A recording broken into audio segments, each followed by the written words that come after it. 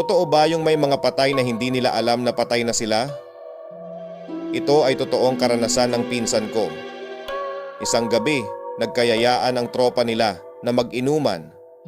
Sila yung tipong barkada na walang iwanan hanggang dulo, parang magkakadikit na ang mga bituka. Ganoon sila ka-close? Nagkasundo sila na mag-inuman sa bahay ng isa nilang kaibigan. Yung bahay na iyon ay nasa tabing kalsada, yung tipong dinadaanan ng mga jeep. Nagsimula sila mag-inuman sa labas bandang 8:00 ng gabi. Nagtataka sila dahil hindi pa dumarating yung isa nilang tropa na kilala naman nila bilang hindi nalalate. Nung nagkayayaan silang bumili ng dagdag na alak para sa pangalawang round, sinabi ng pinsan ko na maiwan na lang siya sa bahay at siya na ang magbabantay, baka kasi dumating yung kaibigan nila na hinihintay. Mag-aalas 11 na ng gabi nang makita ng pinsan ko na bumaba ng jeep yung tropa nila na hinihintay.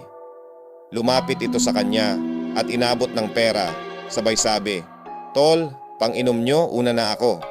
Pagkatapos bigla itong tumakbo. Hinabol siya ng pinsan ko pero bigla itong nawala, hindi niya alam kung saan ito sumuot.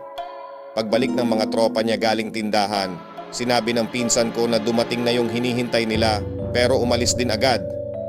Tinawagan nila ang cellphone ng tropa nila pero nagulat sila dahil ang nanay nito ang sumagot, umiiyak.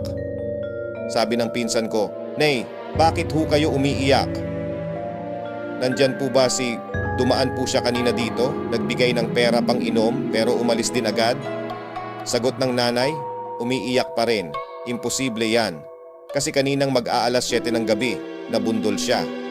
Hindi na siya umabot sa ospital, dead on arrival siya, anak." Parang nawala lahat ng tama nila at dali-dali silang pumunta sa bahay ng tropa nila. Inabot ng pinsan ko ang perang binigay sa kanya sa nanay ng kaibigan nilang namatay.